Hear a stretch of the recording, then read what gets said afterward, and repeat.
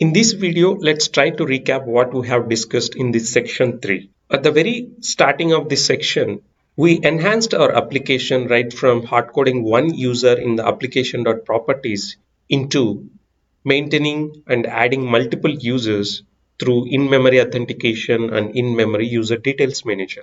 Post that, we looked how user contract and schema maintained by Spring Security by understanding all the important interfaces and classes revolving around it. The very first interface that we have looked at user details, which is the contract or blueprint of the user that Spring Security want us to maintain.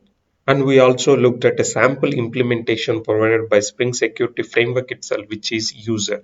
After that, we also looked at the interface user detail service, which is an interface where we can override and implement the logic on how to fetch the user details either from database or LDAP server or any other place.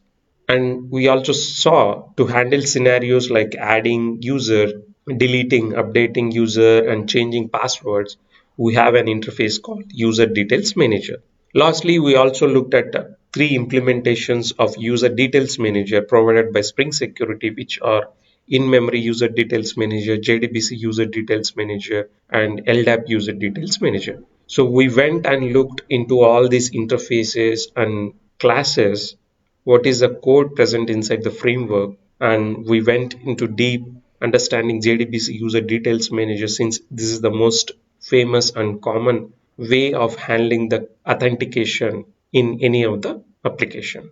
After that, we tried to do some hands-on by creating a database in the AWS cloud for our application and integrating that database to our EasyBank application. Post that, we also created certain users and we also implemented our own user detail service and indicated our application to fetch the user details based upon the new tables and columns that we have created to perform the authentication and authorization. For your reference, I'm uploading the code that we have developed in this section to this video, where you can download as a Maven project and you can import into your workspaces, and you can see what I have done and you can treat it as a reference. And I request you to do some hands-on based upon our discussion in this section 3.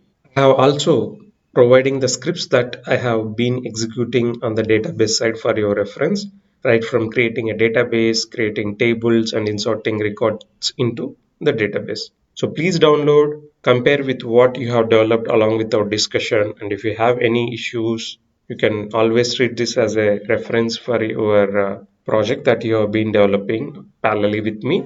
And if you have any questions, please feel free to post your questions in the Q&A section. Thank you and see you in the next video. Bye.